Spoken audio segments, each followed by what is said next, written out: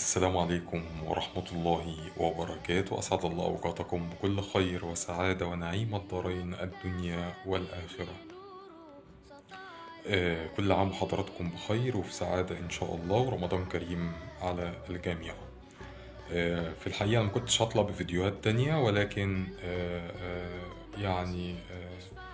لحين الناس تستوعب الفيديو بتاع استراتيجية الفوز بليلة القدر، ربنا يجعلنا إن شاء الله من الفائزين بليلة القدر.